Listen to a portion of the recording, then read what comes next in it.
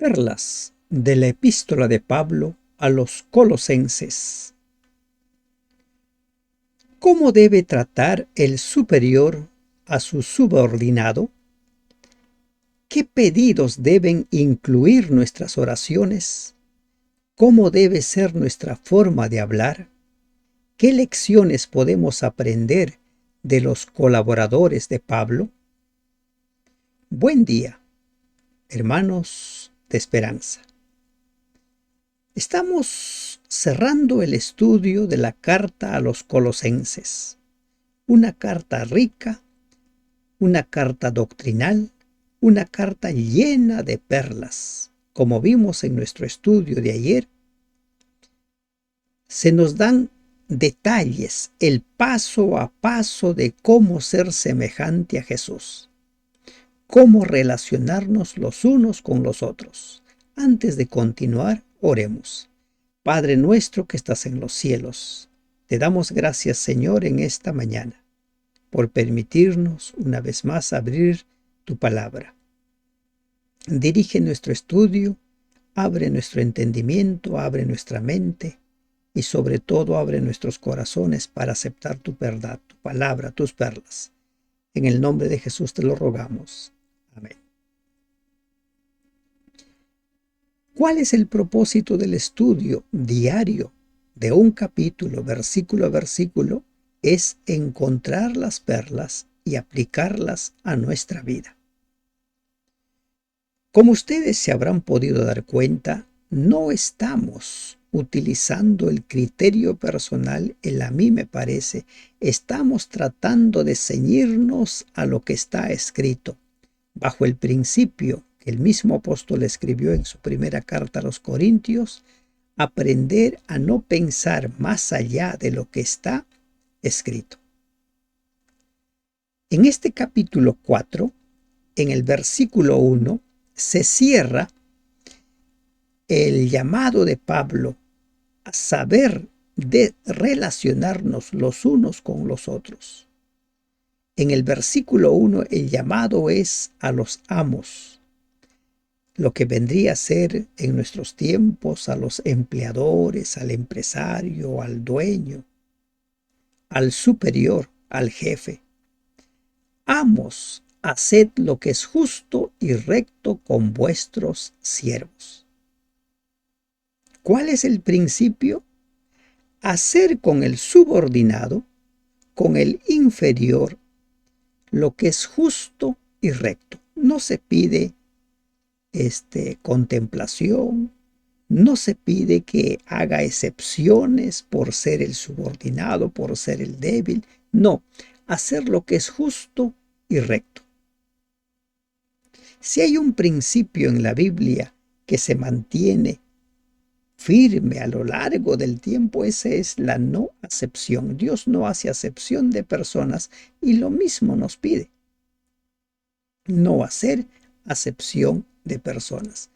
Haced lo que es justo y recto con vuestros siervos, con aquella persona que está subordinado a ti.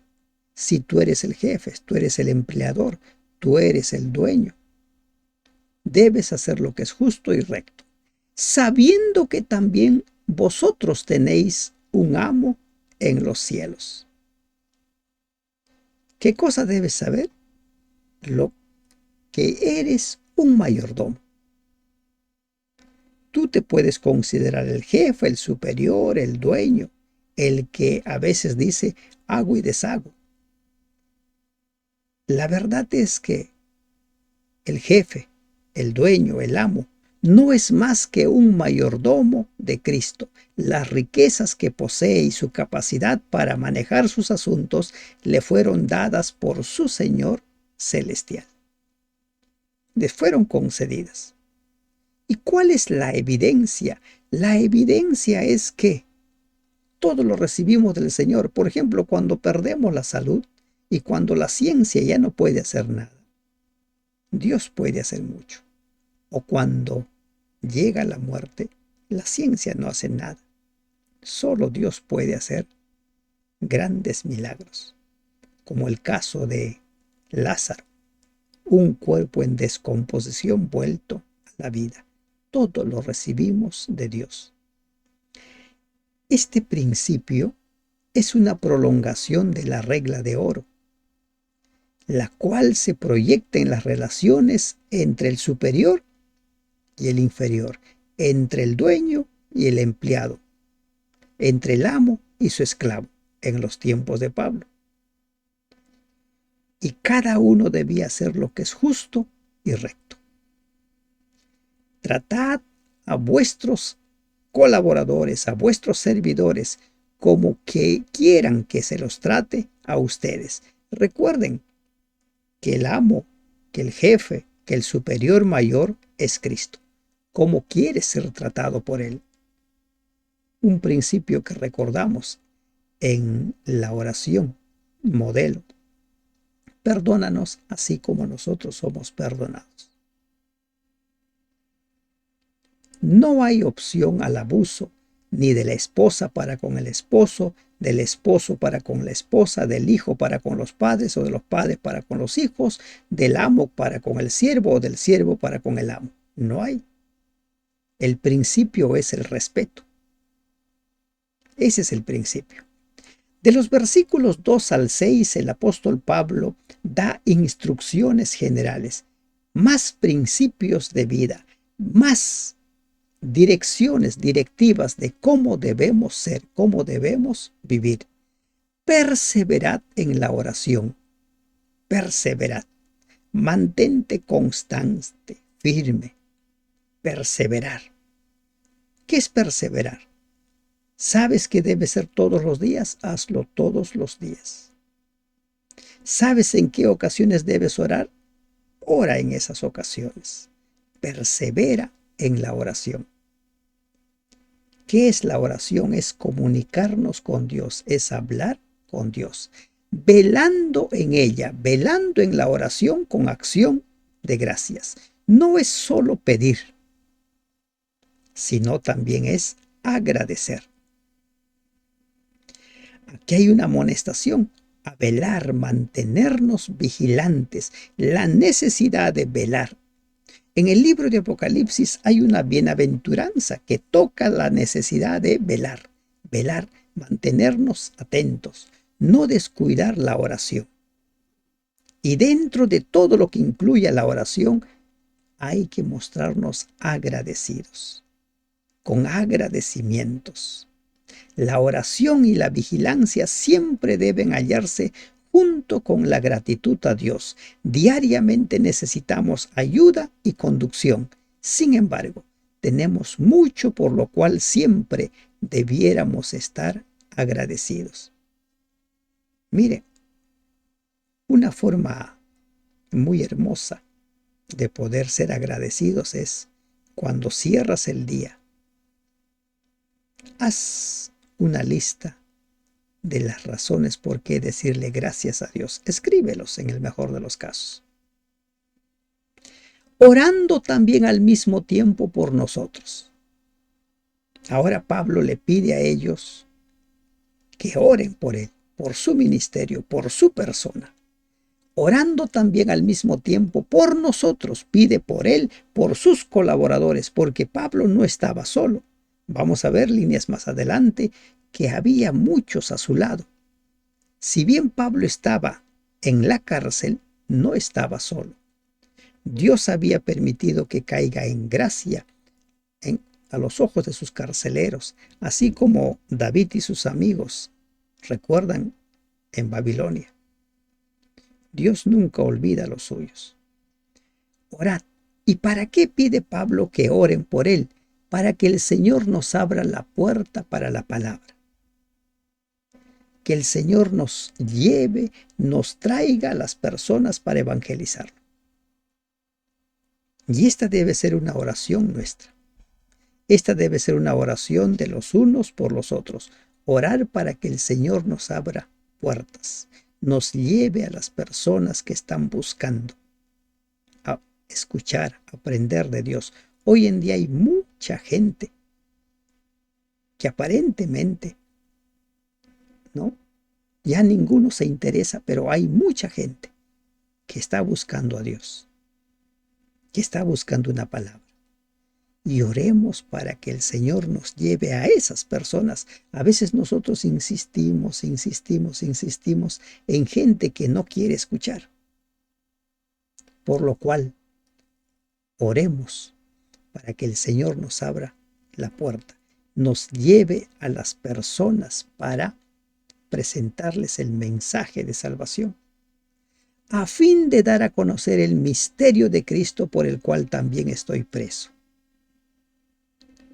Presentar el plan de salvación, hablarles, enseñarles del mensaje de los tres ángeles. Ese es el mensaje que tenemos que predicar. El mensaje de Pablo era el evangelio a los gentiles. Esa era su verdad presente. Nosotros tenemos que presentar el mensaje de los tres ángeles. Anunciar que la hora de su juicio ha llegado. Anunciar que pronto Cristo viene. Anunciar que la gente debe volver a adorar al Creador de todo, nuestro, de todo lo que vemos. Y Pablo estaba sufriendo prisión por ser predicador del Evangelio. Si nosotros tenemos alguna represalia o sufrimos algo a causa de nuestra fidelidad al ministerio encomendado, aprendamos a gozarnos, porque Dios permite algunas cosas por muchas razones. Recordemos que el encarcelamiento de aproximadamente 2 años en Roma permitió que muchos soldados fueran evangelizados. Pero Pablo sigue pidiendo, oren para que se me abran más puertas, para que lo manifieste cómo debo hablar. Qué maravilloso, ¿verdad? ¿Cómo debo hablar? Algunos confiamos mucho en nuestras capacidades, pero pidamos al Señor que nos enseñe cómo hablar, que el Señor mueva nuestra lengua, que el Señor ponga las palabras en nuestra boca para presentar el mensaje, que no sean nuestras palabras, sino que sea la palabra de Dios, que el Espíritu Santo inspire esas palabras. El propósito de Dios era que Pablo predicara el Evangelio sin impedimentos en países lejanos, cercanos, pero como estaba preso, no podía cumplir esa misión, pero podía evangelizar a los que llegaban a él. ¿Saben que hoy en día hay mucha gente que de tanto en tanto llega a las iglesias? Y cometemos un error al no prestar atención a esas personas. Así como mucha gente llegó a Pablo cuando estaba en prisión, pueden llegar también a nuestras puertas muchas personas. Oremos para que el Señor nos mantenga despiertos, atentos para saber discernir cuando se ha presentado esa oportunidad. Andad sabiamente para con los de afuera, redimiendo el tiempo. 2 instrucciones más. Recuerden que andar tiene que ver con conducta, con estilo de vida. Como dice la Nueva Versión Internacional, que ahí va. Compórtense sabiamente con los que no creen en Cristo, los de afuera, los no creyentes, los no cristianos. Andar. Cada vez que usted lea en la Biblia, sea en el Antiguo o en el Nuevo Testamento, la palabra andar se está refiriendo a la manera de vivir. ¿Cómo debe vivir un hijo o una hija de Dios? ¿Cómo deben ser sus relaciones con Dios y con sus semejantes? Andar sabiamente con los de afuera. ¿Qué testimonio damos a los no creyentes? Sobre todo a los vecinos, a los compañeros de trabajo, a las personas con quienes nos relacionamos socialmente. Tenemos que andar sabiamente. ¿Ah?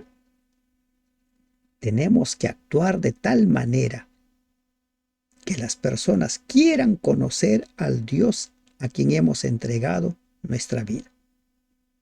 Eso es una sabiduría práctica. Que nuestra vida sea un vivir sabio. Redimiendo el tiempo. No hay que desperdiciar el tiempo. Hay que aprovechar bien el tiempo presente.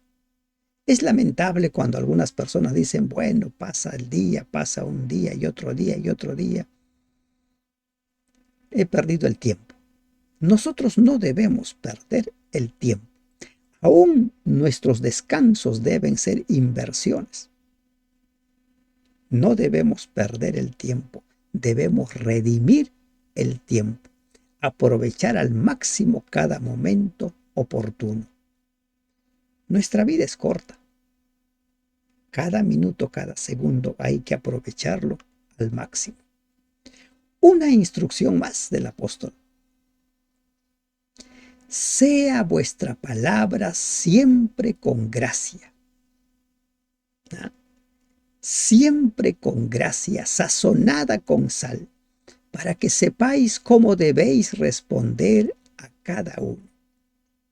Sazonada, siempre con gracia. ¿Qué quiere decir esto de gracia? ¿Qué quiere decir esto de sazonada con sal? ¿Qué quiere decir? Les comparto la traducción, la nueva traducción viviente. Que sus conversaciones sean cordiales y agradables, a fin de que ustedes tengan la respuesta adecuada para cada persona. ¿Cómo debe ser nuestra conversación? Cordiales y agradables. Las personas debieran querer escucharnos. Las personas debieran querer saber de nosotros, sentirse a gusto cada vez que nosotros vamos a hablar. Debieran. Miren, hay 3 formas de hablar, básicamente. Algunos hablan enojados, con ira, gritan, se imponen, quieren imponer lo que piensan, quieren imponer sus argumentos. Y hay otros que callan, no dicen nada.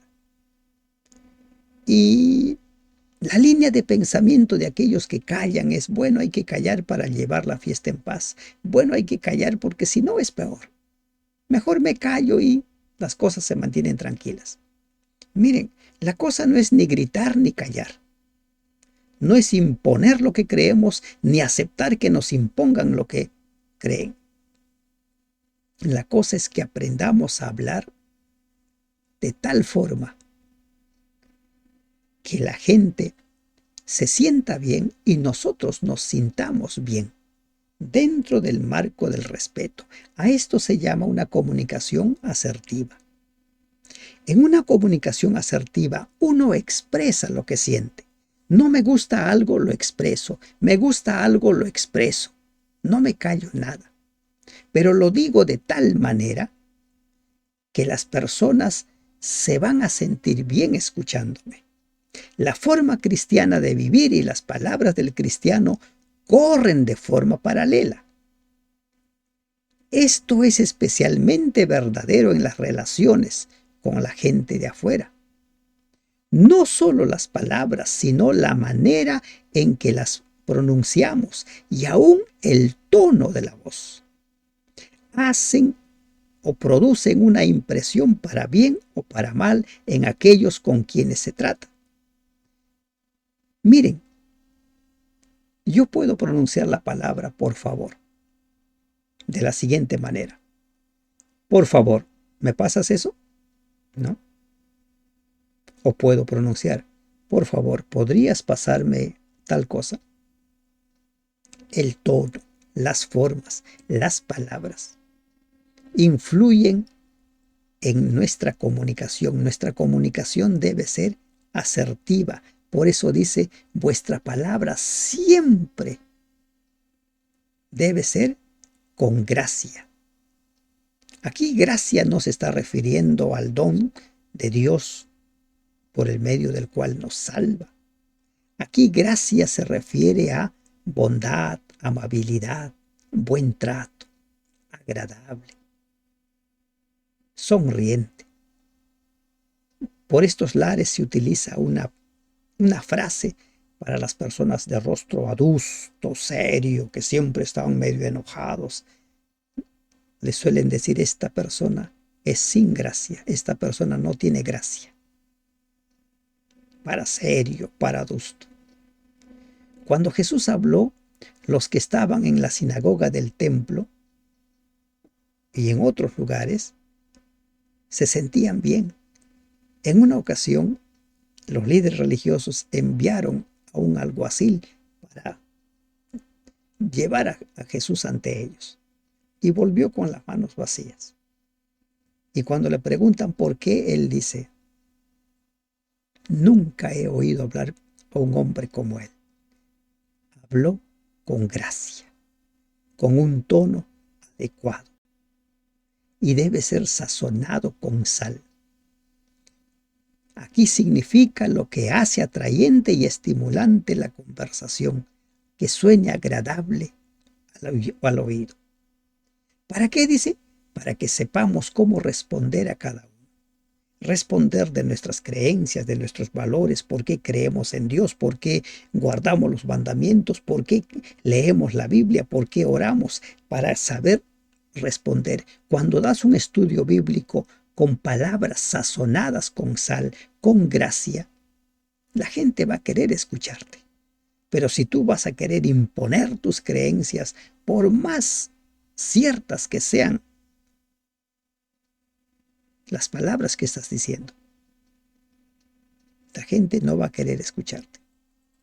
Sazonadas con sal. De los versículos 7 al 9, Pablo nos da ciertas explicaciones, nos va a hablar ahora de sus colaboradores. Dice: todo lo que a mí se refiere, os lo hará saber Tíquico, amado hermano y fiel ministro y consiervo en el Señor. Las iglesias estaban preocupados por Pablo. ¿Qué es de Pablo? Y entonces Pablo le dice: todo lo que me está sucediendo les va a hacer saber Tíquico. Ya hemos hablado de Tíquico en Efesios 6:21. Tíquico era, quien dice, un consiervo de Pablo. Pablo lo consideraba como un igual. Era un colaborador. Este título honorífico colocaba a Tíquico al nivel de Pablo. ¿Quién le da ese título? Pablo. ¿Por qué? Porque Tíquico era de gran valor en el ministerio. Insisto, Pablo logró el éxito que logró en su obra misionera por la calidad de colaboradores que tuvo, por los colaboradores consagrados que tuvo. Tíquico ejercía su ministerio según la voluntad del Maestro y bajo la influencia de Cristo. ¿Quién era su maestro? Pablo. La voluntad del Maestro era el elemento permanente y activo que mantenía unido a sus siervos, y sin duda, Tíquico estaba feliz de estar unido a un maestro tal, de tener comunión con sus siervos y cumplir las órdenes del Señor, el cual he enviado a vosotros para esto mismo, para que conozca lo que a vosotros se refiere y conforte vuestros corazones. Tíquico tenía una doble misión. Debía llegar a la iglesia de los colosenses, darles la buena noticia de cómo estaba Pablo y llevar las noticias de los colosenses a Pablo. ¿Cómo estaba la fe de ellos? Estaban creciendo, se mantenían unidos, la iglesia estaba expandiéndose. ¿Cómo estaba? Dice: y conforte vuestros corazones, para que ustedes se sientan bien. Con Onésimo, llamado fiel hermano, que es uno de vosotros, todo lo que acá pasa os lo harán saber. Tíquico no fue solo. Tíquico fue a ese lugar con Onésimo. ¿Recuerdan? Onésimo. ¿Quién es Onésimo? Onésimo fue un esclavo fugitivo. Onésimo había escapado de Filemón. Filemón era su amo. Y este Onésimo era procedente de Colosas, que se había convertido en Roma por la obra misionera de Pablo. Filemón, capítulo 1, versículo 10. Tanto Tíquico como Onésimo iban a la iglesia de Colosas. ¿Y qué dice de Onésimo? Amado y fiel hermano. Onésimo había sido antes indigno de confianza. ¿Por qué? Porque se había escapado. Sus razones pueden haber sido buenas, pero se había escapado. Ahora su vida había cambiado completamente. Cuando veamos la carta de Filemón, que tiene un solo versículo, vamos a ver cómo es que Pablo envía a Onésimo ante Filemón. Y Filemón también era un discípulo de Pablo. ¿Qué más sabemos de Onésimo? Dice, es uno de vosotros. O sea, ellos conocían a Onésimo. También era de esa región. Ahora Onésimo iba a llegar a ellos como un mensajero de la palabra del Señor, como un mensajero de Pablo, no como un esclavo fugitivo. Y ambos tenían que llevar el mensaje, tanto Tíquico como Onésimo. Pablo les confió a estos dos el mensaje que debían entregar oficialmente para que ellos reciban de primera mano las noticias de Pablo.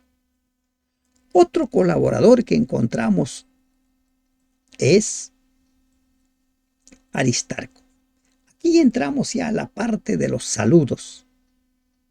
Los saludos que Pablo envía a los colosenses. Y aquí vamos a encontrar también referencias a otras iglesias. Dice, Aristarco, mi compañero de prisiones, os saluda. Aristarco. Aristarco, ¿qué sabemos de Aristarco? En Hechos 27:2 sabemos que Aristarco era de Tesalónica. En Hechos 19:29 nos habla que Aristarco había compartido con Pablo los episodios del tumulto en Éfeso. Miren que andaban juntos.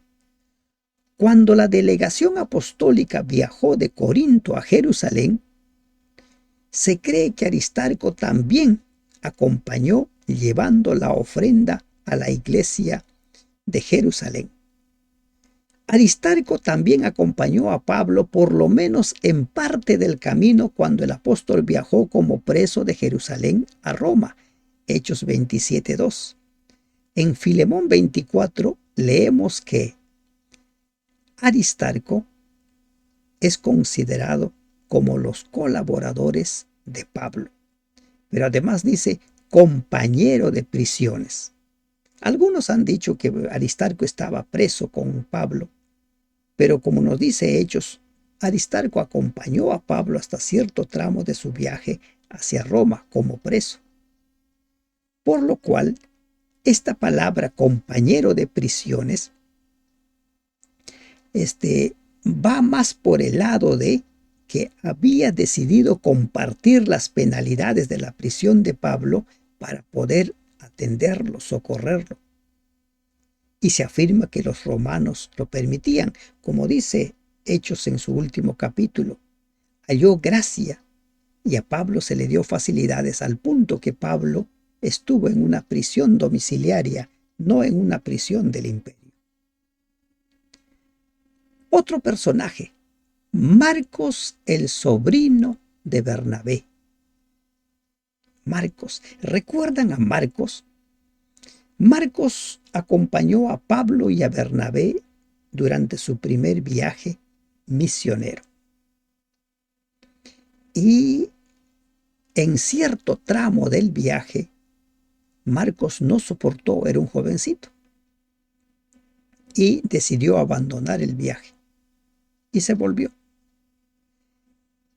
Tiempo después, cuando Pablo y Bernabé deciden visitar a los hermanos que habían convertido en el primer viaje misionero,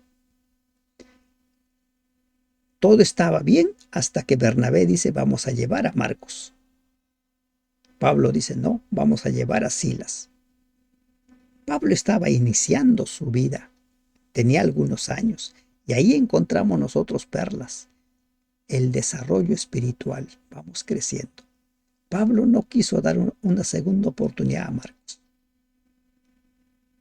Pero con el tiempo Marcos había madurado, Pablo había madurado, Y ahora Marcos se había convertido en un colaborador de Pablo. Y aquí encontramos también una aplicación de lo que Pablo escribe a los Efesios. Airaos, pero no pequéis. Podemos sentirnos molestos porque alguien nos falla, porque alguien no actúa bien, pero eso no debe convertirse en un rencor. Eso no debe convertirse en nunca te voy a perdonar. Eso de nunca te voy a perdonar es satánico. Ahora Marcos era un colaborador, acerca del cual habéis recibido mandamientos. Si fuere a vosotros, recibidle. ¿Ya? Interesante, ¿verdad? ¿Cómo es que nosotros vamos cambiando, vamos aprendiendo a ser más perdonadores? Y ahora era un colaborador. El asunto es que no nos dejemos embargar por el rencor, por el enojo. Siempre hay que restablecer las relaciones, tal como el apóstol nos está escribiendo a lo largo de sus cartas. Y les dice a los de Colosenses, acerca del cual habéis recibido mandamientos. O sea, les había dado instrucciones. Y si Él llega a ustedes, recíbanle. Recíbanle. Ábranle las puertas. Otro colaborador que se menciona en el 11, y Jesús llamado justo, que son los únicos de la circuncisión. ¿Quiénes? Aristarco, Marcos y Jesús llamado el justo, que son los únicos de la circuncisión que me ayudan en el reino de Dios y han sido para mí un consuelo. O sea, estos eran de origen judío. De justo, o Jesús llamado justo, no tenemos mucha información. En Hechos 1:23 y en Hechos 18:7 se encuentra a uno llamado justo, pero no se tiene seguridad de que pueda ser el mismo personaje. Solo 3 de los judíos que se habían convertido al cristianismo formaban parte del grupo de colaboradores de Pablo. La mayoría lo miraba con recelo y había un sector que se había levantado en contra de él, como hemos visto el daño que producían en cada una de las iglesias. El versículo 12 nos habla de Epáfras. Epáfras, ¿qué aprendemos de Epáfras? Epáfras era natural de Colosas. Dice, os saluda Epáfras, el cual es uno de vosotros, así como Onésimo. Epáfras y Onésimo eran de Colosas, uno de vosotros, siervo de Cristo, siempre rogando encarecidamente por vosotros en sus oraciones. Epáfras oraba por la iglesia de los colosenses, siempre perseverando continuamente. ¿Y qué pedía en sus oraciones? Para que estén firmes, perfectos y completos en todo lo que Dios quiere. Esa era la oración de Epáfras, orando siempre por la iglesia, para que esa iglesia se mantenga firme. Así los vientos sean contrarios, así los vientos vayan y soplen en contra, si haya problemas, haya tentaciones, se mantengan firmes, perfectos y completos en todo lo que Dios quiere. Para muchos la palabra perfectos no suena bien. En otras versiones dice maduros y cumplidos. Miren, la perfección tiene que ver con cómo respondemos a la luz. El cielo considera como perfecto al cristiano que, por la gracia de Dios, ha alcanzado la meta en cada etapa de su conocimiento y experiencia crecientes. Lo que dice Santiago 4, que dice, el que sabe hacer lo bueno y no lo hace, le es pecado. Si usted va aprendiendo cada día y va adquiriendo esas perlas y los va poniendo en práctica, usted está alcanzando la perfección. Hoy hemos hablado, por ejemplo, en el versículo 6 acerca de nuestra forma de hablar debe ser sazonado con sal, con gracia agradable, no callar, decir las cosas de la forma más adecuada. Si yo esa perla no lo pongo en práctica, si mi hablar sigue siendo áspero o sigo teniendo miedo y no digo nada, no importa que abusen, no importa que me sienta mal, entonces no estoy alcanzando la plenitud, no estoy alcanzando la madurez, no estoy alcanzando la perfección. Perfectos y completos en todo lo que Dios quiere. Hay que vivir de acuerdo a la luz que Dios nos da. Porque de Él doy testimonio, dice Pablo, de que tiene gran solicitud por vosotros. Él está orando, está preocupado por el crecimiento de esa iglesia. Miren la perla que aprendemos de Epafras. Y por los que están en la Odisea y los que están en Hierápolis. ¿Por quiénes oraba Epafras? Por los colosenses, por los de la Odisea, por los de Hierápolis. ¿Por qué iglesias ora usted? ¿Por qué hermanos ora usted? ¿Qué ministerios incluye usted en su oración? No ore solo por usted. No eleve solo pedidos, siempre con acción de gracias, siempre dando gracias. Epafras.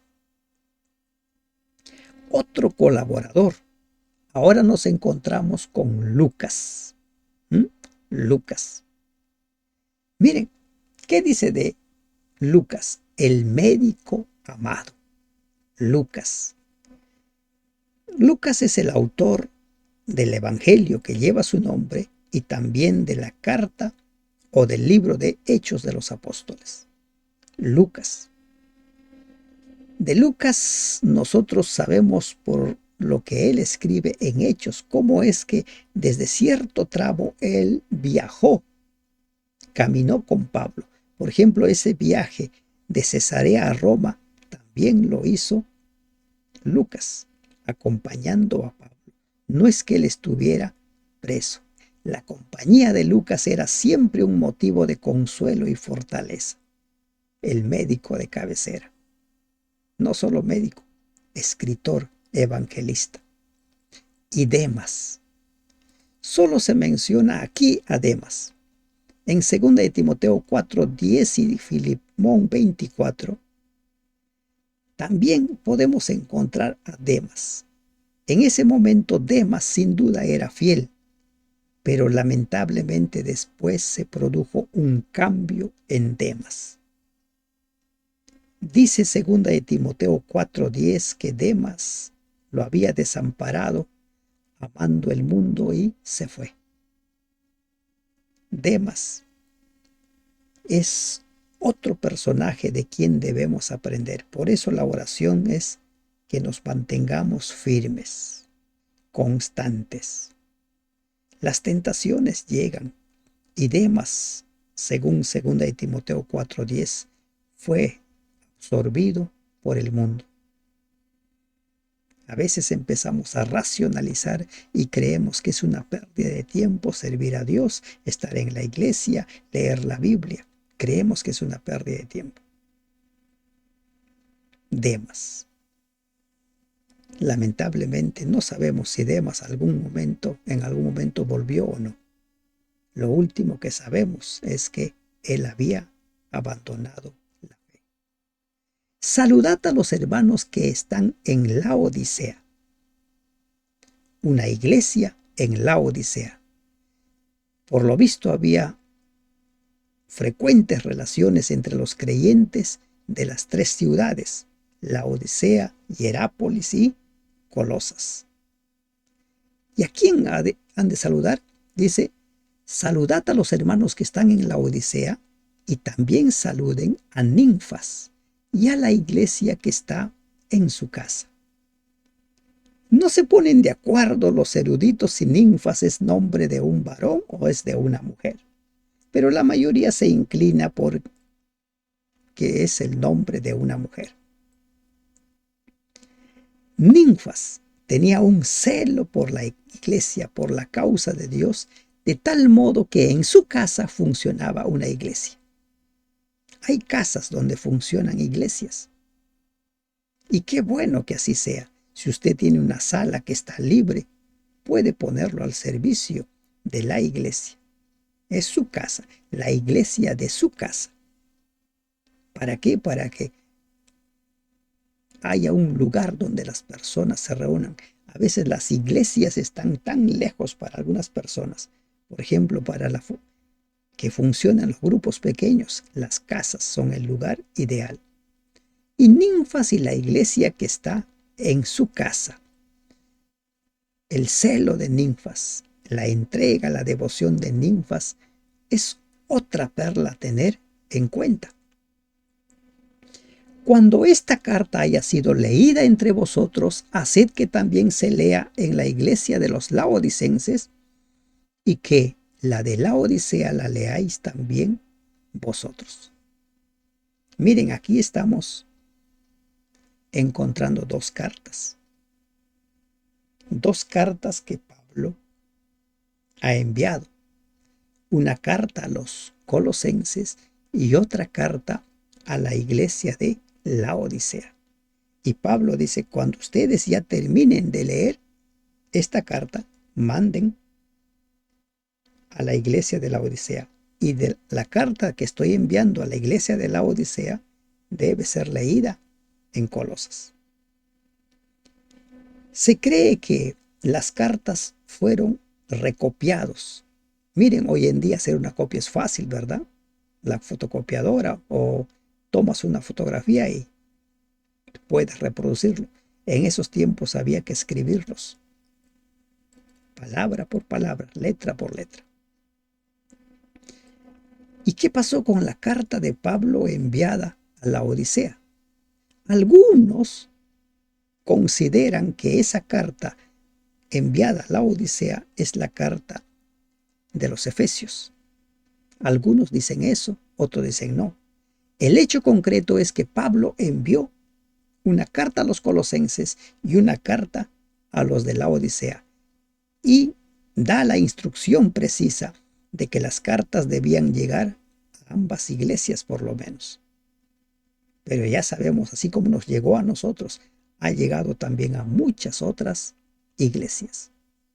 Decid a Arquipo, mira que cumplas el ministerio que recibiste en el Señor. Arquipo. Arquipo es mencionado en este pasaje y en Filemón 2. Filemón aparece muy cerca de los nombres, ¿no? Miren, Arquipo aparece muy cerca de los nombres de Filemón y Apia. Algunos sostienen que Apia era la esposa de Filemón y Arquipo era su hijo. Es lo que sostienen, pero la Biblia no nos da información sobre ello. Lo que se nos dice aquí claramente es que Arquipo tenía un ministerio. Y se anima a los colosenses que siempre estén motivando a Arquipo. Mira que cumplas el ministerio que recibiste del Señor. Arquipo estaba prestando un servicio y se exhorta a Arquipo a que continuamente esté atento a sus deberes y que los cumpla, que con todo empeño y solicitud y dedicación. Hay algunas personas a quienes hay que recordarles siempre, te está faltando esto, debes hacer esto, hay que recordarles sus responsabilidades. Otros no, otros saben lo que tienen que hacer y van cumpliendo sus responsabilidades. Tal parece que a Arquipo había la necesidad de irle recordando siempre. Pablo le recuerda a Arquipo que el Señor le había confiado su servicio. En el ministerio evangélico, como era de rigor con los sacerdotes en el Antiguo Testamento, nadie toma para sí esta honra, sino el que ha sido llamado por Dios. Hebreos 5:4. El Señor lo había llamado para esa función. ¿Qué ministerio te ha llamado a ti? ¿Cómo cumples tu ministerio? ¿Necesitas como Arquipo que se te recuerde lo que hay que hacer? ¿O eres de las personas que sabe cuál es su misión y va para adelante. La salutación es de mi propia mano, de Pablo. Acordaos de mis prisiones, la gracia sea con vosotros. Amén. Una vez más, Pablo escribe la salutación, la última parte de su carta, de su propia mano. Y una vez más, su deseo es: acuérdense de mis prisiones, oren. Las personas pueden ser fuertes, las personas pueden ser maduras espiritualmente, pero siempre necesitan de la solidaridad, del compañerismo de sus hermanos. Siempre. No creas que una persona, un hermano, una hermana, porque le ves trabajando, porque le ves firme, no se conmueve ante ciertas situaciones, no se siente tambaleado ante ciertas situaciones. Hay que animar, orar por las personas que trabajan por el Señor. Hay que recordarles siempre en nuestras oraciones. Pablo dice: acordaos de mis prisiones, acuérdense, oren por mí. Como les ha pedido, oren por mí para que se me abra puerta. Pero también Pablo pide que oren por su vida personal. Necesitamos esas oraciones siempre de los unos por los otros. La gracia sea con cada uno de nosotros. La gracia de Dios, la presencia de Dios, sea siempre de manifiesto, sea puesta siempre en nuestra vida. Recuerda a quién has elegido. Recuerda a quién has decidido servir. Que esta carta te sirva para crecer espiritualmente. Que esta carta te sirva para que tengas claro la diferencia entre el antes y el después. Que cada palabra de la carta a los Colosenses te ayude a parecerte, a ser semejante cada vez más a Cristo. Que Dios te bendiga. Amén.